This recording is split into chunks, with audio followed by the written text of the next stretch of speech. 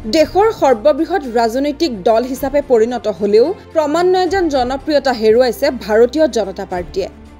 অথবা এনেকৈও ক'ব পাৰি যে শাসনৰ বাঘজৰী হাতত ল'বলৈ নানা ধৰণৰ নিকৃষ্ট ৰাজনীতি কৰি জনপ্ৰিয়তা হেৰুৱাইছে ভাৰতীয় জনতা পাৰ্টিয়ে ভোট বেংক সবল কৰাৰ বাবে ভাৰতীয় জনতা পাৰ্টিয়ে অৱলম্বন কৰা এনে নিকৃষ্ট পন্থাসমূহ অথবা ভাৰতীয় জনতা পাৰ্টিৰ লক্ষ্য সম্পৰ্কে এক সমালোচনাত্মক লেখা প্ৰকাশিত হৈছে অসমীয়া প্ৰতিদিন কাকতত বিজেপিৰ লক্ষ্য শীৰ্ষক এই লেখাটিত কোৱা হৈছে যে প্ৰধানমন্ত্ৰী নৰেন্দ্ৰ মোদীয়ে কাৰ্যতঃ বিজেপিৰ নিৰ্বাচনী প্ৰচাৰৰ মূল দায়িত্ব মূৰ পাতি লৈছে তেওঁৰ লগত প্ৰধান সেনাপতিৰ ৰূপত গৃহমন্ত্ৰী অমিত শাহ আছে মোদী কেন্দ্ৰিক প্ৰচাৰে বিজেপিৰ আচল শক্তি এই কথা 2014 আৰু 2019 লোকসভা নিৰ্বাচনতো প্ৰতীয়মান হৈছিল প্ৰধানমন্ত্ৰী মোদীৰ নামতে দেশৰ যিকোনো প্ৰান্তৰ যিকোনো সমষ্টিত বিজেপিৰ প্ৰাৰ্থীক জয় কৰাবলৈ সক্ষম বুলি বিজেপিৰ নেতৃবৰ্গই বিবেচনা কৰে এবাৰৰ লোকসভা নিৰ্বাচনতো এতিয়ালৈকে প্ৰধানমন্ত্ৰী মোদী আৰু অমিত শাহৰ নেতৃত্বতে নিৰ্বাচনী ৰণদংকা বাজিছে কিন্তু প্ৰধানমন্ত্ৰী মোদীয়ে ঘোষণা কৰা অনুসৰি বিজেপিয়ে অকল 370খন আসন আৰু এনডিএৰ ফালৰ পৰা 400 পাৰ কৰাৰ লক্ষ্য নিৰ্ধাৰণ কৰা হৈছে যদিও সামগ্ৰিকভাৱে দেশৰ নিৰ্বাচনী প্ৰেক্ষাপটত এই লক্ষ্যত উপনীত হোৱাটো এতিয়া বিজেপিৰ বাবেও সহজসাধ্য হৈ থকা নাই এই বিষয়ে দলটোৰ শীৰ্ষ নেতৃত্বও নিশ্চয় অৱগত 2014 আৰু 19 চনৰ বাবে দেশত এতিয়াও প্ৰধানমন্ত্ৰী মোদী অথবা বিজেপিৰ পক্ষত নিৰ্বাচনী ঢৌ সৃষ্টি হোৱা নাই প্ৰথম পৰ্যায়ৰ ভোট গ্ৰহণ দিনটোলৈ মাত্ৰ মাজত কেইটামান দিনহে বাকী আছে পূৰ্বৰ দৰে ভোটাৰৰ মাজত এতিয়াও নিৰ্বাচনী উৎসাহ পৰিলক্ষিত হোৱা নাই তাৰ মূল কাৰণটোৱে হৈছে শাসক পক্ষৰ প্ৰতি ভোটাৰৰ এক ধৰণৰ অনিহা আৰু বিৰোধী মৰ্চাৰ সক্ৰিয়তা তাৰ লগতে সংযুক্ত হৈছে নিৰ্বাচনী বণ্ড সম্পৰ্কীয় তথ্যপাতিক লৈ সামাজিক মাধ্যমত আৰম্ভ হোৱা ব্যাপক চৰ্চা প্ৰথম পৰ্যায়ৰ ভোট গ্ৰহণ অনুষ্ঠিত হ'ব 19 এপ্ৰিলত সেইদিনা তামিলনাডু অৰুণাচল প্ৰদেশ মিজোৰাম নাগালেণ্ডৰ দৰে ৰাজ্যৰ আটাইকেইটা লোকসভা সমষ্টিত ভোট গ্ৰহণ হ'ব আন্দামান নিকোবৰ দ্বীপপুঞ্জ আৰু ছিকিম সমষ্টি এই দুইটাটো সেইদিনাই ভোট গ্ৰহণ অনুষ্ঠিত হ'ব ৰাজস্থানৰ 12টা সমষ্টিটো 19 এপ্ৰিলতে ভোট গ্ৰহণ অনুষ্ঠিত হ'ব 7টা পৰ্যায়ৰ ভোট গ্ৰহণ হ'বলগীয়া এইবাৰৰ নিৰ্বাচনত বিজেপিয়ে 370খন আসন পাবলৈ হ'লে অন্ধ্ৰপ্ৰদেশৰ 25টা কৰ্ণাটকৰ 28টা তামিলনাডুৰ 39টা আৰু তেলেংগানাৰ 17টা সমষ্টিৰ ফলাফল দলটোৰ বাবে অতি গুৰুত্বপূৰ্ণ হিচাপে বিবেচিত হ'ব ৰাজস্থানৰ 12টা সমষ্টিটো 19 এপ্ৰিলতে ভোট গ্ৰহণ অনুষ্ঠিত হ'ব যোৱাবাৰৰ লোকসভা নিৰ্বাচনত দক্ষিণৰ এই ৰাজ্যসমূহৰ বেছিভাগতে বিজেপিৰ ফলাফল ভাল নাছিল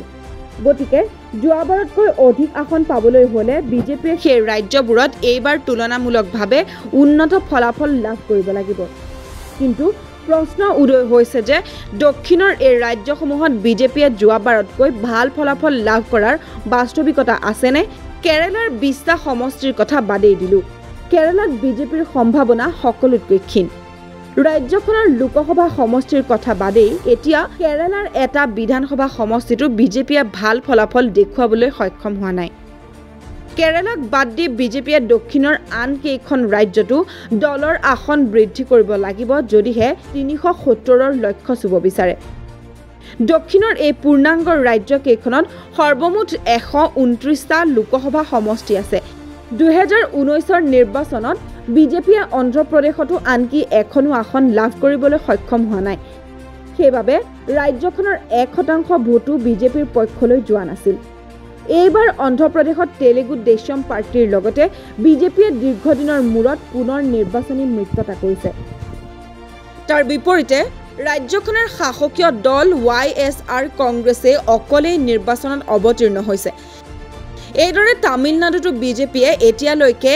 AIDMKৰ লগত আনুষ্ঠানিকভাৱে মিত্ৰতাত আবদ্ধ হ'ব পৰা নাই প্ৰধানমন্ত্ৰী মোদীয়ে তামিলনাডুলৈ গৈ নিৰ্বাচনী প্ৰচাৰ সভাত অংশ লৈছে যদিও প্ৰয়াত মুখ্যমন্ত্ৰী জয়াললিতাৰ দলৰ লগত কোনো ধৰণৰ বুজাপৰা কৰিবলৈ সক্ষম নহল তাৰ বিপৰীতে PMK তামিল মানিলা কংগ্ৰেছৰ মুক্পানাল গোটৰ দৰে সৰু সৰু দলৰ লগত আসনৰ বুজাবুজি কৰি বিজেপিয়ে 20তকৈও অধিক সমষ্টিত দলীয় প্ৰাৰ্থী থিয় কৰাইছে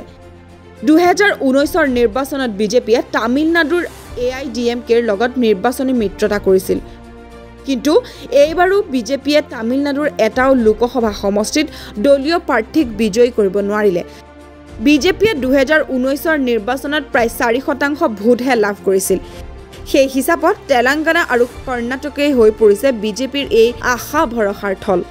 তেলেংগানাত যোৱাবাৰৰ লোকসভা নিৰ্বাচনত বিজেপিয়ে অকলে 4টাকৈ সমষ্টিত জয়লাভ কৰিবলৈ সক্ষম হৈছিল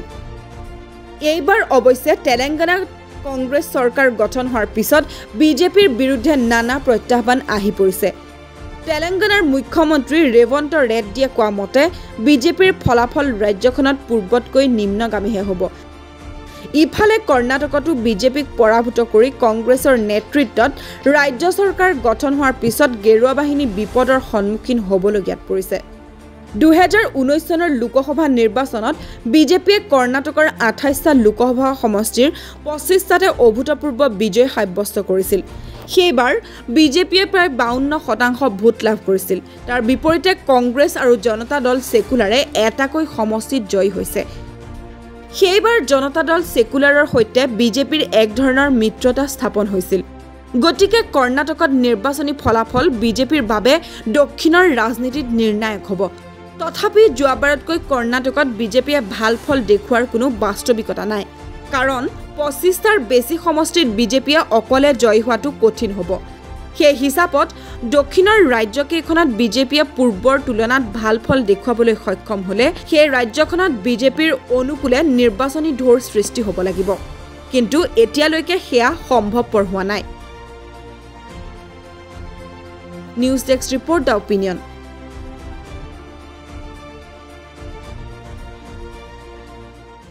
দেশক গদি মিডিয়াৰ কবলৰ পৰা বচাওক স্বতন্ত্ৰ আৰু নিৰ্ভীক সাংবাদিকতাক সমৰ্থন কৰিবলৈ দ্য অপিনিয়নক সহায় কৰক আপুনি যদি ফেচবুকত চাই আছে তেনেহলে ফলো কৰক আৰু ইউটিউবত যদি আমাক চাই আছে তেনেহলে সাবস্ক্ৰাইব কৰি দিয়ক